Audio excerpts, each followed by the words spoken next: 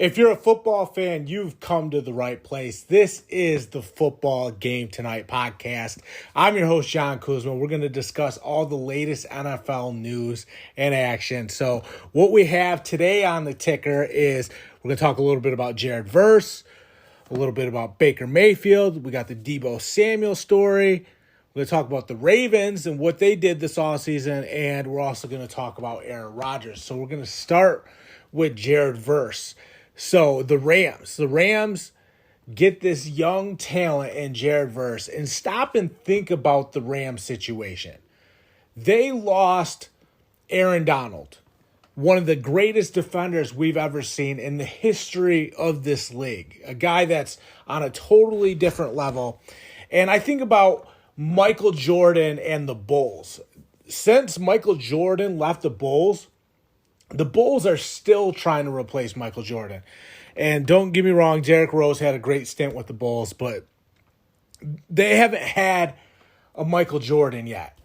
And when I think about the Rams situation, the fact that they lose Aaron Donald and they find this young talent in Jared Verse so quickly is just, it's mind-boggling to me, because maybe Jared Verse isn't Aaron Donald, but the fact that they were able to limit that damage a little bit by landing a young player that can be a franchise player for this team in Jared Verse, that's huge for this team, because we didn't know what their identity was going to be after they lost Aaron Donald. It could have took a long time to find that foundational piece that was kind of, the centerpiece for that defense. And they already found it in Jared Verse. So you have to give credit to, the front office, the scouting department, Les Snead, Sean McVay, the guys there that,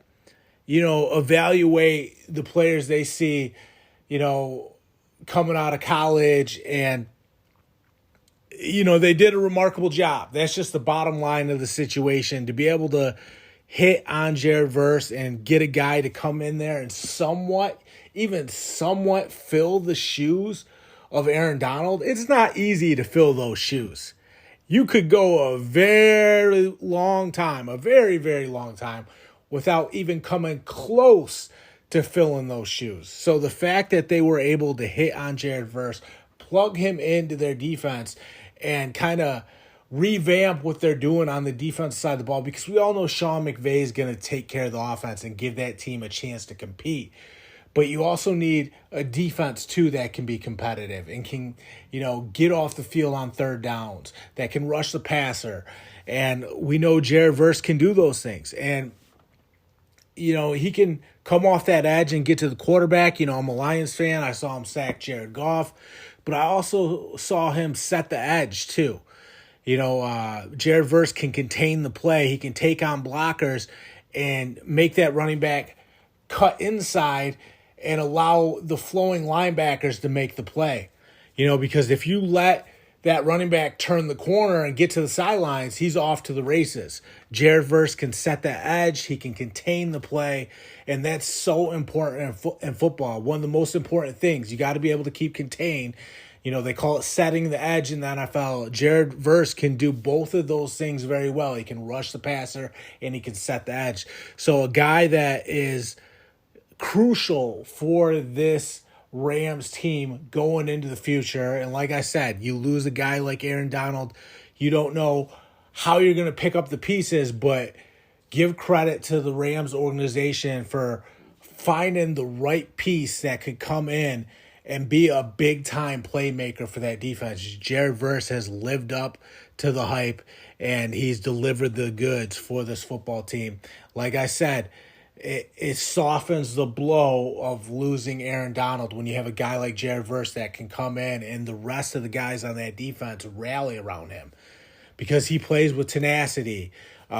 He gets after it. He's got a motor, which is so important, because when the other players on that defense see you selling out every single play, everything you got in the tank to make the play, that is inspiring for the rest of the guys on that defense. Suddenly they realize that they got to kick it up another gear too, because Jared Verse is laying it all out on the field every time he steps onto the field.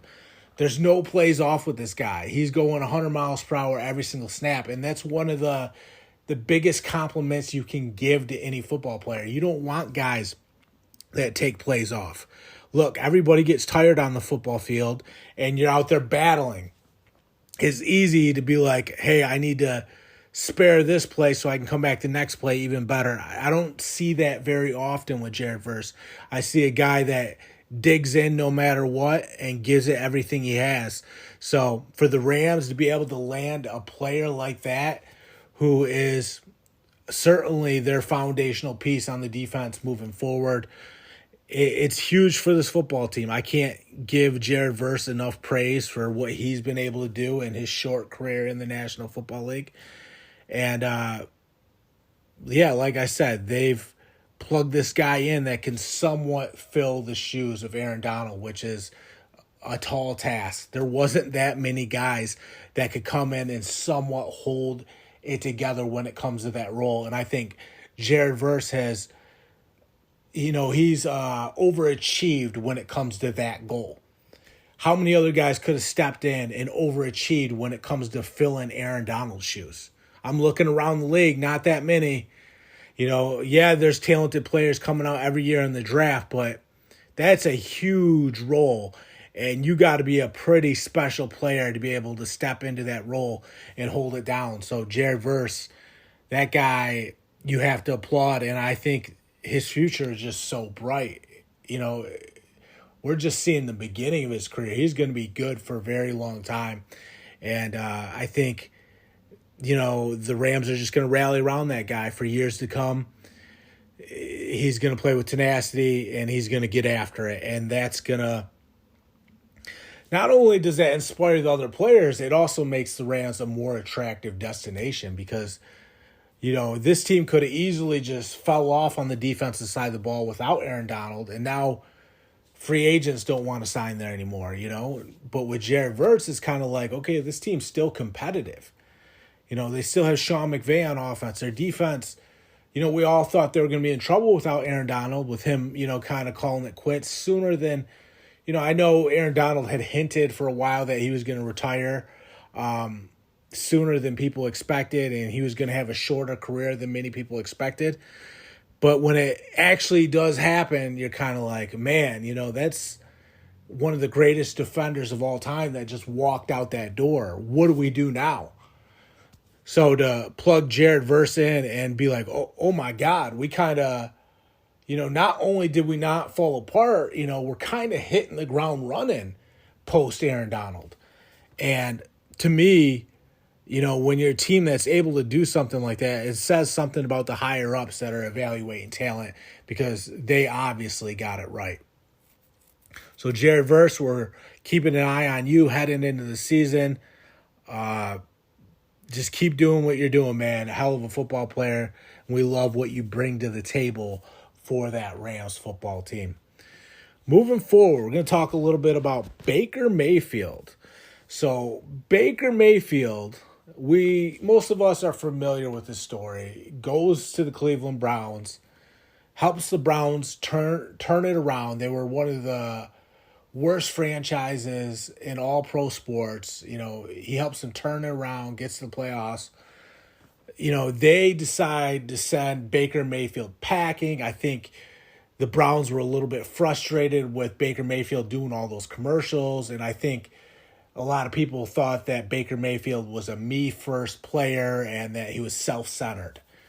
I definitely think that was the case, and I think maybe the other guys in the locker room in Cleveland were starting to maybe be a little jealous of all the publicity and spotlight that Baker Mayfield was getting. And then they felt like Baker Mayfield didn't live up to the standard after he did all those commercials, which in hindsight with the Cleveland Browns situation, that team hasn't been the same since Baker Mayfield left. Now, I know Mayfield went to the Panthers and didn't really do well there. Then he goes to the Rams, and you're kind of like, okay, if you put this guy in a good system with talent around him, maybe he can be a good player again in the National Football League. And then he winds up with the Buccaneers, with Mike Evans, Chris Godwin, and you're like, oh, that's the Baker Mayfield that was taken by the Browns early on in the draft, because he is a very gifted thrower of the football, but he's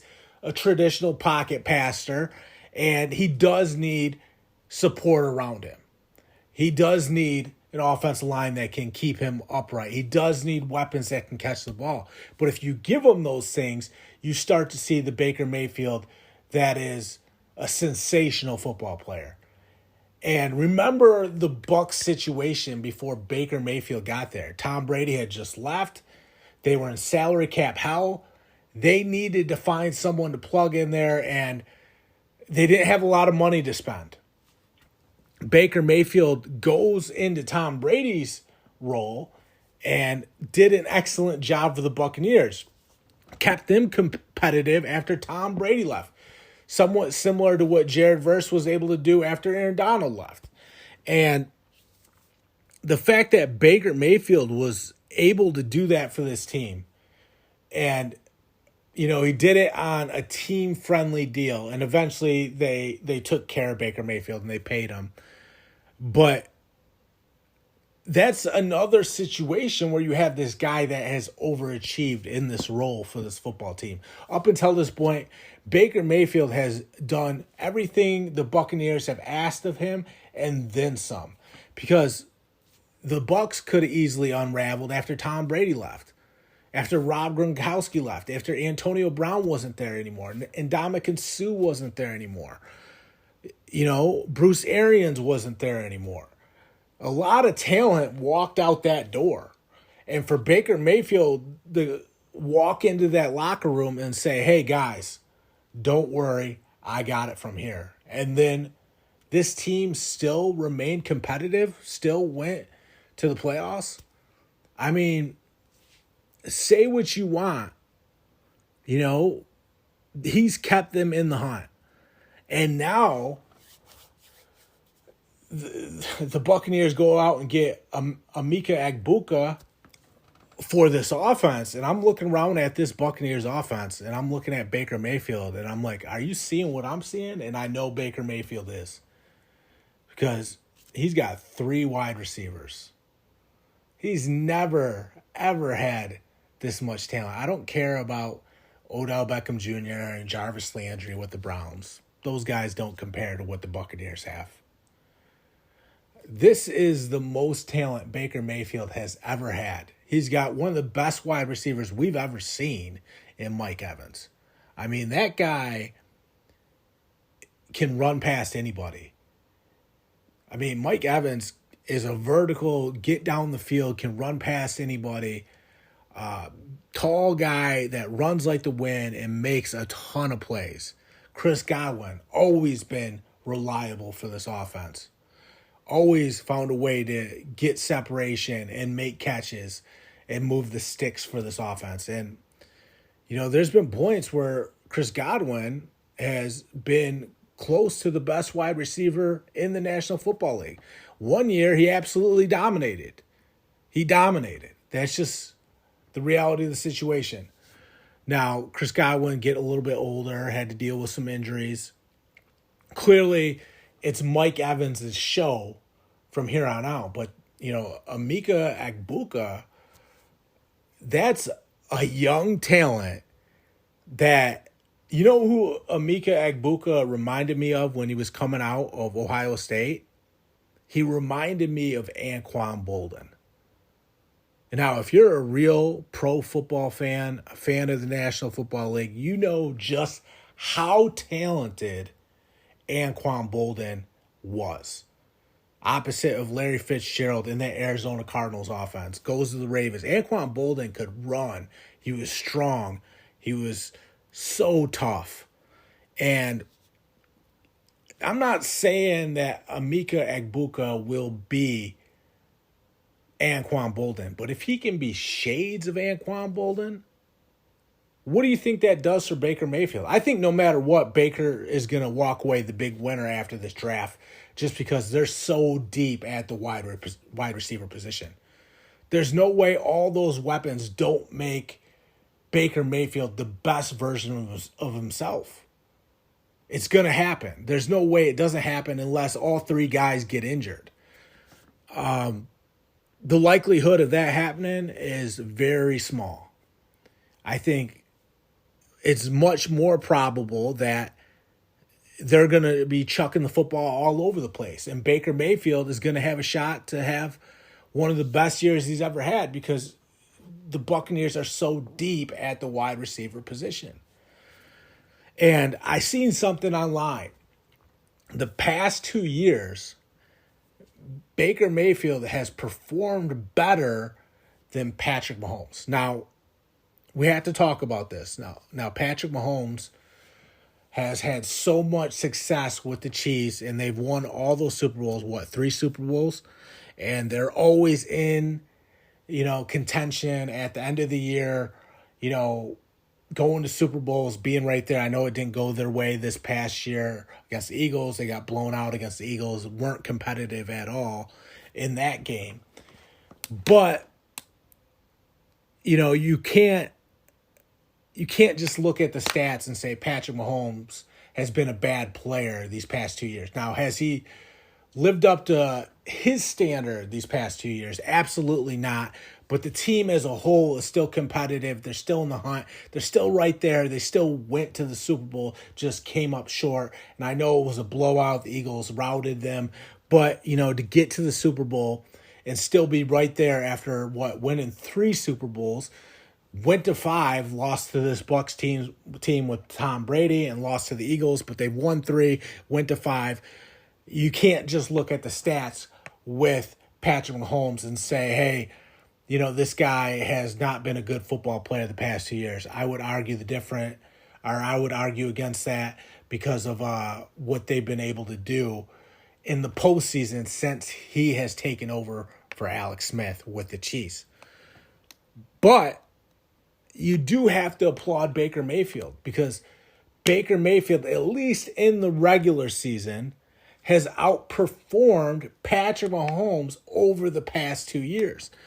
And that shows that what we talked about early on in this episode, if you give Baker Mayfield the right system, a good offensive line, and playmakers around him, you might be surprised at what this guy is capable of doing.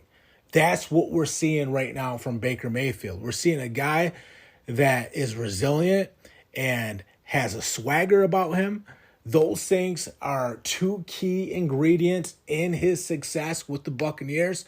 Being able to overcome getting thrown out on the streets by the Browns, things not working out with the Panthers, and the Rams decided, hey, we like you, but we're going to stick with Matthew Stafford. None of those things fazed Baker Mayfield. He goes to the Buccaneers, picks himself up off the ground when things aren't going well, and makes the most out of his opportunity with the Bucs. That's all you can do. That's life. You get punched in the mouth. Maybe you get punched in the mouth 3 times. Browns, Panthers. I guess the Rams wasn't a punch in the mouth because that kind of helped resurrect Baker Mayfield a little bit after the Rams. People believed in him again, which led to his opportunity with the Buccaneers. But he did get cast off by the Browns. He did get cast off by the Panthers. That's at least 2 punches in the mouth where Baker Mayfield could have said, you know what, this isn't working. I don't know if I'm cut out for the NFL. We've seen so many quarterbacks hang it up when they take those punches in the mouth, but not Baker Mayfield. Not Baker Mayfield. He said, you know what, I'm a fighter. I'm a fighter, and I deserve to be here as a starting quarterback in the National Football League. He doesn't arrive at this moment without that mindset. And that's why you have to applaud Baker Mayfield, to be able to take those punches, shake it off, bounce back, land with the Buccaneers, a team-friendly deal where he's not getting paid a whole lot, but at least he gets an opportunity, and what's he do? He takes the ball and he runs with it, makes the most out of it, picks up where Tom Brady left off, starts feeding Mike Evans, earns Chris Godwin's trust, and now he's got Emeka Egbuka coming along too. Weapons all over the field. The Bucs lost all this talent with Tom Brady, Antonio Brown, Rob Gronkowski and Ndamukong Suh all leaving. Bruce Arians left. It doesn't matter. Baker Mayfield's like, I got you guys. And then, they end up being a playoff team. I think that first year he was there for certain. And it's just a really gritty performance from Baker Mayfield. I know he's a pocket passer that can't take too many hits, and you don't want to see him laying on his back too often. But there's a different type of grit when it comes to quarterbacks. It might not be physical grit where he's playing through all this pain, but it's a mental grit. It's a mental grit. Being able to weather the storm, being able to hang in there when things aren't going your way, to be able to take those punches with the Browns and with the Panthers, to dust himself off and say, you know what? I'm waiting and I'm going to stay patient. When my time comes, I'm going to take the ball, then I'm going to run with it. That's what he did with the Buccaneers. Now he's surrounded by talent. I love what the Buccaneers did by going out and getting Emeka Egbuka. That guy, if he ends up being Anquan Boldin, do you know how dangerous this offense is going to be? They're going to dominate week in and week out. And teams will not be able to keep up with him because they're going to have too much firepower. I've seen this before in football. I've seen it before so many times when an offense is so stacked and you have this quarterback, Baker Mayfield, that can deliver these strikes. He throws the ball on a rope. He can fit his passes in tight windows. If you have all these weapons on offense and you got a quarterback that's throwing ducks and it's hanging up in the air quacking before it gets in the receiver's hands, and right when the receiver catches it, he gets lit up by the free safety and the ball flops out of his hands, incomplete pass. Yeah, it doesn't work because your quarterback's throwing ducks. You think that's the case with Baker Mayfield? This guy's throwing dots, putting it right in his receiver's hands, rhythm and timing. Those things work in the National Football League. He's a true pocket passer.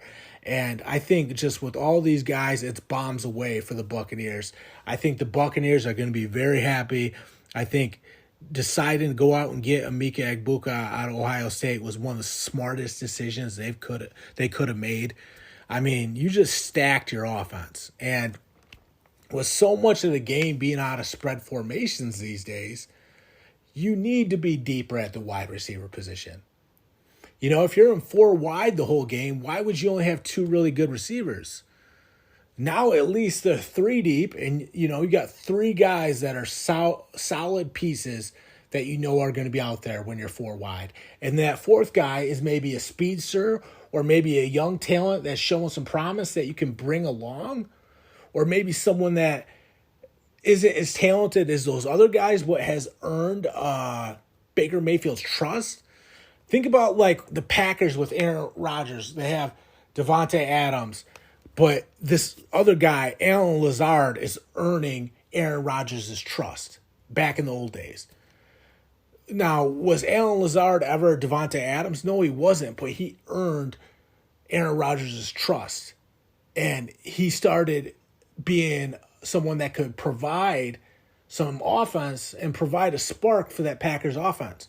So you got 3 really good guys, and if you can find maybe a guy like an Alan Lazard, maybe a guy that shows some promise but isn't there yet, that you're still developing, but he's earned Baker Mayfield's trust, now suddenly you're 4 deep that you feel really good about. They're already 3 deep that they feel really good about. I can tell you that much.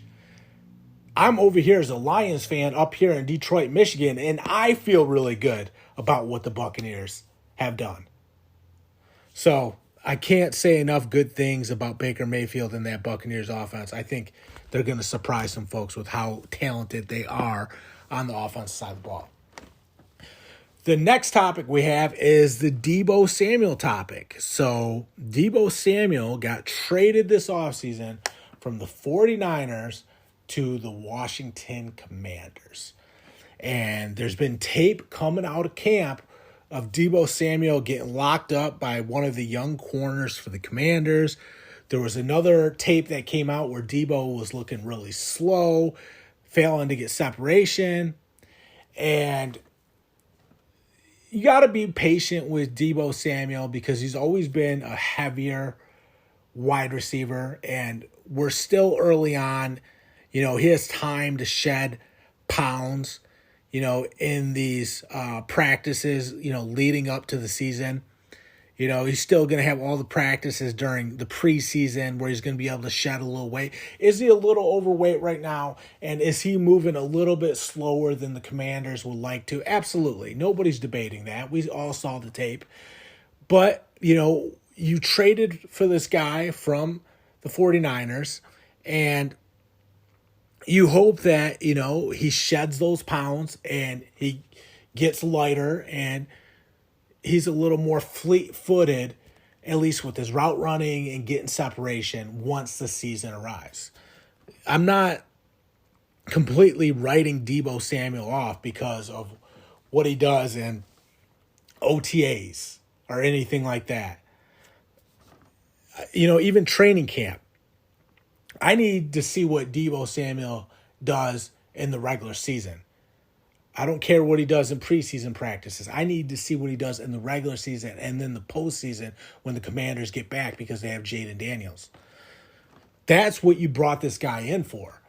Now, if it takes all these practices for him to lose 20 pounds because he's running all the time and he's moving and he cuts 20 pounds and he's starting to look lean again, right on time for the regular season, that's all you can ask for. Now, would you have liked him to come in and be a little bit lighter and do a better job of getting separation from the get-go? Absolutely. But it is what it is. You just traded for this guy. You went out and got him from the 49ers, and I'm talking about the Commanders. You have to stay patient, and you have to give him some positive reinforcement. He's dealing with the change, too. He just was playing with the 49ers on the West Coast in San Francisco. Now he's in Washington, D.C. with the Commanders.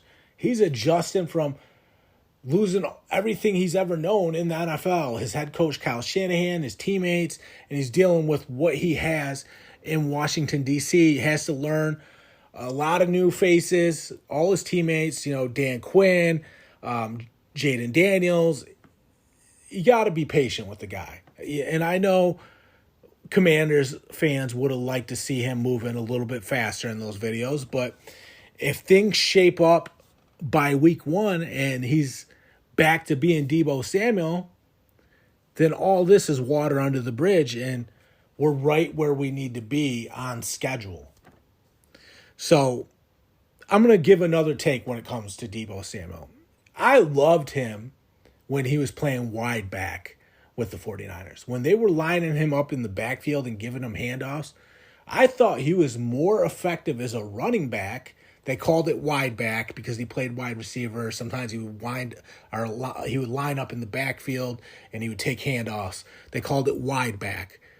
A combination of wide receiver and running back. Wide back, he played out wide, but sometimes he'd line up in the backfield as running back and take those handoffs.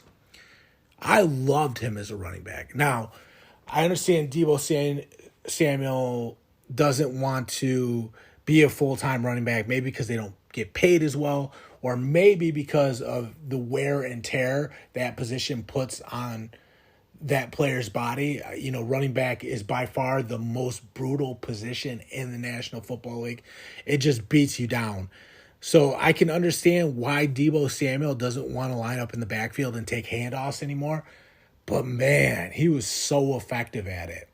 And if I'm the Commanders, I just traded for this guy. I expect him to be a key piece of the puzzle for a team that went to the playoffs and was very good, went on a deep playoff run. I need him to play a little wide back. Maybe he doesn't play full-time running back, but if he's slow for a wide receiver, you can still be pretty good as a running back. We've seen running backs that are mainly power running backs that are still really effective in the National Football League. Don't get me wrong, you want a guy with some blazing speed and that's downhill, but there's power guys that weren't as fast as those super high-end guys that were still great running backs in this league. You can get by with the bruiser. And Deebo Samuel proved when he played wide back with the 49ers that he was a bruiser when he lined up in the backfield. When you hand this guy the football, he's going to break 1 or 2 tackles and turn it into something positive. And not only is he going to turn it into something positive, he's going to impose his will on the defense. How did the Commanders pass on that opportunity if they have that guy on their roster? Can't do it. He's too effective taking handoffs out of the backfield. So if Deebo Samuel is on my team and I'm the coach, I'm saying to you, hey, I love what you bring to the table. We traded for you as a reason, but I'm going to need you to line up in that backfield at least 5 times a game and give us something, because you're too damn good back there for us not to do that. And we just traded for you. We went out and got you. We wanted you so bad. But now you got to give us something back. You're going to have to take 5 handoffs a game.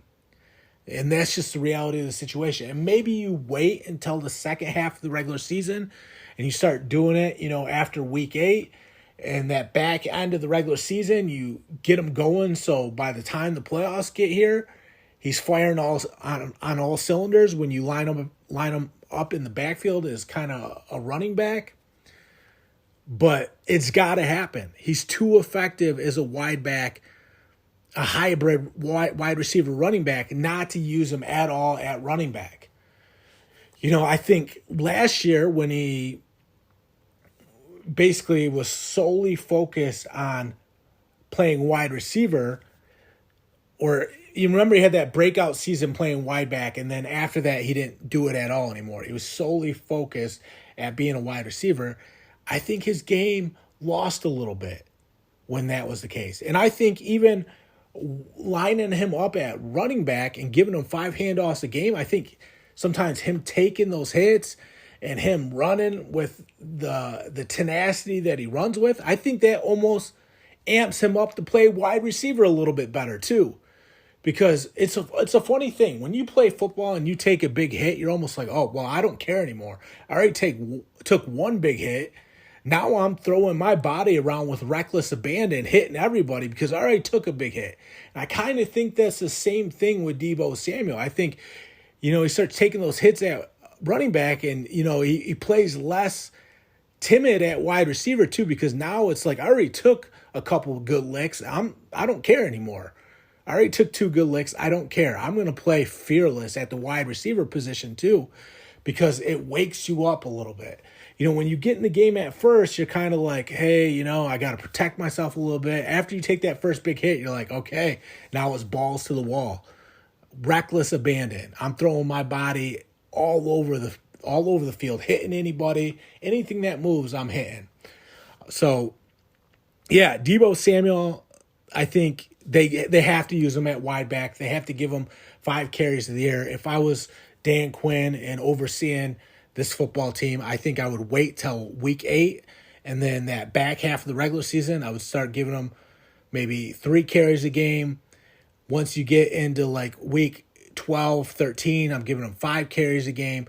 And then right on cue for the playoffs, he's ready to go, 5 carries a game in the playoffs. And then in the playoffs, all bets are off. If I need you to carry the ball 10 times a game, we're doing it, because in the playoffs, we're here to win games, and that's the bottom line. You pull out all the stops in the playoffs. You do whatever you can to win those games. And if that means Deebo Samuel getting 10 carries a game, so be it, because we're here to win a Super Bowl. That's my take on the Deebo Samuel situation. Take it how it is, just my beliefs. Moving on, we have the Ravens. So the Ravens had a really good offseason. I mean, a really good offseason. I loved what they were able to do in the draft. You got Malachi Starks, really good defensive back, and a guy that is going to come in and make a lot of plays. One of the best defensive backs to come out of college football if the Ravens land him. And I'm looking at this secondary. You still got Marlon Humphrey. You have Kyle Hamilton, one of the most promising young players in the entire National Football League. Out of all the defensive backs, Kyle Hamilton, safety, absolutely amazing. Marlon Humphrey, still a good corner.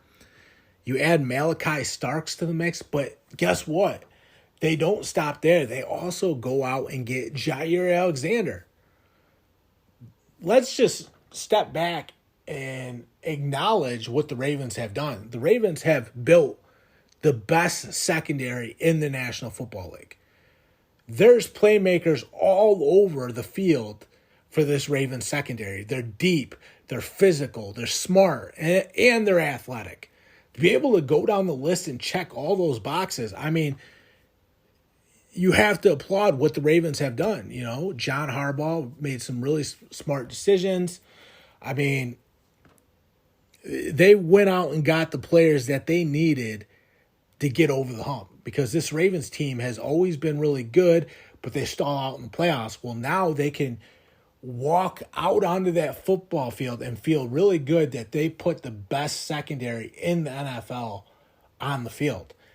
Because, I mean, Marlon Humphrey, Kyle Hamilton, Malachi Starks, Jair Alexander. I mean, wow. They are deep, they're physical, and they're fast. These guys are going to cover everybody. They're going to be able to make any rotations that they want in the secondary. If they have to play cover 6 and drop the right side corner in the flats, but the left corner is bailing to that deep outside third, they can do that. They can man you up. They can play cover 0 with no help over top. They can play cover 1 and have Kyle Hamilton at the free safety position. I mean, these guys are stacked in the secondary. Remember how good I felt about that Buccaneers offense? That's how good I feel about this Ravens secondary. They are stacked, and they're going to outgun a lot of these teams. These teams are going to feel like they're blanketed because there's just not going to be much separation for their wide receivers. They're just too talented not to clamp down on these opposing offenses. I love the Jair Alexander story. You go back to draft night, Jair Alexander gets drafted by the Packers. He hears Lamar Jackson get drafted. They were teammates at Louisville. Jair Alexander starts celebrating. He's so happy for Lamar Jackson, his teammate, genuinely happy for someone other than himself. He was happy for Lamar because those two guys came out of Louisville, made it to the big leagues, and both ended up going in the first round. Jair Alexander so genuinely happy that Lamar got drafted. What was it, 32nd overall by the Ravens? I think the Ravens trade up to that last pick in the first round and take Lamar Jackson. That's a whole different other story. Lamar should have went way higher than that. We all know that now, but remember that pre-draft process, Lamar was getting a lot of hate. I think Bill Pulliam from the Colts said he should be playing wide receiver, which was nonsense. And we all know how good Lamar Jackson is. Best player in the National Football League this past year. Should have won MVP over Josh Allen. To me, the best players in the league last year were clearly Lamar Jackson and Saquon Barkley. So Lamar Jackson had no business falling the 32nd overall. And thankfully, the Ravens did trade up and get Lamar Jackson so he could be a first-round pick. But he had no business falling to the 32nd overall pick. Well, fast forward to now, and Jair Alexander and the Packers have been growing apart for a while. Jair Alexander and the Packers go their separate ways. Jair Alexander has to pick his next team. You know, they asked Lamar Jackson, have you talked to Jair? He says, yeah, I talked to Jair. That's my boy. And you never know with Jair. Teams were offering Jair Alexander more money than the Ravens, but he decides, you know what? I want to go play with Lamar Jackson again. I remember how much fun I had watching Lamar Jackson at Louisville. Because remember, when Jair Alexander was on the sidelines, he's watched on the field Lamar Jackson do things that no other player in the whole entire world can do. And now he gets to do that again. Because when the Ravens defense is on the sidelines and Lamar Jackson's out on the field, you're going to see the most electric player in the National Football League. And for Jair Alexander to pass on more money to reunite with Lamar Jackson, you got to give Lamar Jackson credit for reaching out to Jair and recruiting him, giving him the recruiting pitch, and then being able to convert that recruiting pitch into Jair Alexander signing with the Ravens. And you have to applaud Jair Alexander for passing on more money to reunite with one of his good friends in Lamar Jackson. he did what he felt like was best for himself, and he put what he felt like was right for him above financial gain. You don't see that often in the NFL. So you have to applaud Jair Alexander and what he brings to the table for this Ravens team. You got two really good corners. You got two really good safeties. They're deep. They can do anything. They can run zone. They can run man. These guys are all smart football players. They know how to game plan. They know how to take your best player out of, your offensive game plan. If you have a Mike Evans like the Buccaneers have, they're going to make their adjustments and they're going to make it hard on a Mike Evans. If you have in A.J. Brown, they're going to try to take him away. It doesn't matter who it is. These guys are going to make their adjustments, and they're going to make it really hard for these opposing offenses. So like I said, I love what the Ravens have done. Best secondary in the NFL. I think the Mike Green pick, one of the best pass rushers in all college football. The fact that the Ravens were able to get him, that's a steal for the Ravens. A guy that could, not only did they build this, secondary that's the best in the NFL, they got another truly great pass rusher. I know there's some off the field stuff with Mike Green, but, in terms of talent and making that Ravens pass rush better, and in terms of having a system that's welcoming and tends to get the most out of their players, I think for Mike Green, it's a really good fit too, because he gets to come in and focus nothing but football. There's no distractions. It's not a place where it's like the team's dysfunctional and it's easy to focus on things other than football. They're all about their business in Baltimore with the Ravens. This is a good football team that is in the hunt every single year, and they might have the pieces to get over the hump and win a Super Bowl this year because they've had such a great offseason. Best secondary in football, one of the best pass rushers in all college football, and Mike Green. I mean, so think about from a defensive standpoint, they're going to rush the quarterback better, and with the best secondary in football, if you start making that quarterback rush his throws, now these passes are getting jumped by this great secondary, and they're going the other way with it. I think that's exactly what we're going to see from this Ravens team. Remember, they got Hopkins at wide receiver on offense to help Lamar Jackson. I think he can come in. I know it's later on in Hopkins' career, but I think, DeAndre Hopkins can be a good role player for this team. Clearly, he was slowing down last year with the Chiefs, but, as maybe a number 3 receiver that just has to play a role, I think he definitely makes the team better. And if, DeAndre Hopkins turns back the clock and he starts running better and maybe he plays a little bit faster than he did last year with the Chiefs, now the Ravens can be really happy. So I just love what the Ravens have done this offseason. Really good offseason. I wouldn't be surprised if they got over the hump this year and won the Super Bowl. Moving on, we have the Aaron Rodgers story. We haven't done the Aaron Rodgers story yet.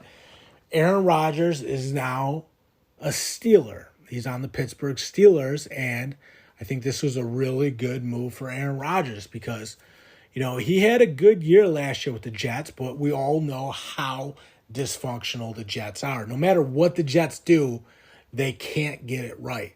So for the Steelers to pluck Aaron Rodgers away from the Jets and bring him in to the Steelers organization that has the Rooney family, that is all about stability, and such a successful franchise, and Mike Tomlin, this team is all about stability, and they're all about putting together a good environment that gets the most out of their players. And I just think going from the Jets to going with the Steelers is going to be a night and day difference for Aaron Rodgers. And don't get me wrong, George Pickens got traded away to the Cowboys, but the Steelers did trade for DK Metcalf. So You have this big, talented receiver, big, physical, and runs like the wind, so fast. And I love the idea of DK Metcalf catching passes from Aaron Rodgers. And I love the fact that Aaron Rodgers later on in his career is going to have this big, strong guy that is lightning fast in DK Metcalf that he's going to be able to throw to. I just think those two are going to be on the same page. I think Aaron Rodgers benefits from the stability of the organization. I think it's going to be the complete opposite of what he had to deal with the Jets. And remember, even though the Jets underachieved, Rodgers still played good this past year. And when you get in a better environment and you get around a stable organization with a great head coach like Mike Tomlin that always churns out a winning football team, I think a good Aaron Rodgers could turn back into a great Aaron Rodgers. I think we could see him, become the Aaron Rodgers that we saw with the Packers. Remember, he's winning all those MVPs. Now, will Aaron Rodgers win the MVP? I would say it might be hard for Aaron Rodgers to win the MVP because your team really has to be lighting it up. You have to be basically the best team in the NFL, and the quarterback has to be the guy that's the driving force of the best team. Maybe the Steelers as a team aren't there yet. I don't know. Maybe they surprise us and they are. But the fact that Aaron Rodgers is going to be going from a good player back to a great player, I mean, that's going to be really promising for the Steelers football team. You heard Ben Roethlisberger talk about how he thinks prime Aaron Rodgers is better than prime Patrick Mahomes. So even Ben Roethlisberger, the all-time great Steelers quarterback, is loving that Aaron Rodgers is on the Steelers because this team has been trying to figure it out ever since Ben Roethlisberger retired. I think Aaron Rodgers is their best bet at getting it right. And just a guy that can step in and just throw the football all over the place. One of the most talented throwers of the football we've ever seen. So to be in this good situation with this good organization, great owners, great head coach, I think we might see the culture get really good for the Steelers team. And I think, so many times people have been pushing back on Aaron Rodgers, saying he's a cancer, he's a me-first guy. He took a team-friendly deal. Everybody's raved about him at these practices. They've said he's been very humble and he's reached out to everybody. He's made a lot of friends. He hasn't been closed off at all. They've given him great feedback from all these practices with the Steelers. They've said he's been a delight to work with. And we know that, Mike Tomlin has always been a big fan of Aaron Rodgers. That relationship played a key role in bringing Aaron Rodgers to the Steelers. They've always had a great relationship, and Mike Tomlin has always really respected Aaron Rodgers. So I think Mike Tomlin's recruiting pitch, swayed Aaron Rodgers to come and play for the Steelers because that could have been it after the Jets. But Aaron Rodgers decides he's not going to ride off into the sunset yet. He's going to play with the Steelers. Now, I will say this. Aaron Rodgers has made it pretty clear that this is probably going to be his last season. But this is why I think that might go out the window. If Aaron Rodgers gets to the Steelers team, and he's there right now, obviously, and he refines his joy of football, because remember, he's coming to this team after the Jets where things weren't very fun. And yeah, Aaron Rodgers is saying, this is my last year. I got married. This is my last year. This is my last go. Then I'm out of here. But I think if Aaron Rodgers starts playing these games and he realizes that he's refound his joy of football, or he's, found his joy of football again. I don't think refound is even a word. He found his joy of football again. I think that's when we might say, okay, he's having fun again. And I think that's when he might say, I'm gonna stick around another year and I'm gonna play another year. Yeah, right now he's saying, this is it, this is my last go, and then I'm riding off in the sunset. But if he starts having fun again and he starts realizing, hey, this team is closer than I think, and this organization is really well ran and it's bringing the best out of me. And I love playing with DK and I love playing for Coach Tomlin. Suddenly, Aaron Rodgers' window starts opening back up again. Suddenly, he starts debating, maybe I got another year in me because he's found his joy of playing football again. When that happens, you never know. 1 year could turn into 2 years, maybe even 3 years. Now, I think 3 years is probably the max with him right now.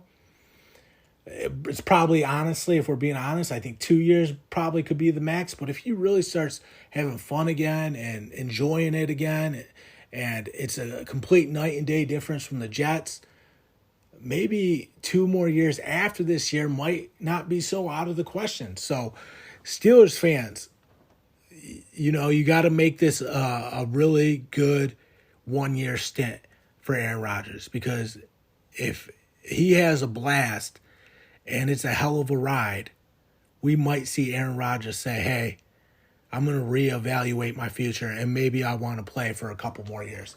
Like I said, he already said this is his last year, but, playing for the Jets has you thinking about retirement. Playing for the Steelers with the Rooney family and Mike Tomlin, suddenly it's like, hey, this is back to what football is supposed to be. This is what football is supposed to be. And now my future isn't so gloomy. When you're with the Jets and nothing's going right, yeah, you're playing good, but the team isn't having success. Now, retirement doesn't look so bad. But when you're having fun and you're having a blast and you found your joy again, now it's like, I don't want to rush off into retirement because this is fun. And I know the guys in that locker room, Coach Tomlin, DK Metcalf, the rest of the guys, they're counting on me. You're a valuable piece to the puzzle for that team. Basically, Aaron Rodgers has a chance to find a home with the Pittsburgh Steelers. And if that happens, maybe the door cracks open for his future. I'm John Kuzma. That's all I got. Thank you for tuning in to the Football Game Tonight podcast. You can check us out anywhere podcasts are found. If you're a football fan, keep tuning in. Make sure you subscribe. You can find us on Spotify, Pandora, YouTube, Amazon Music. Like I said, we're all over the place. Thank you guys so much. I'm signing off.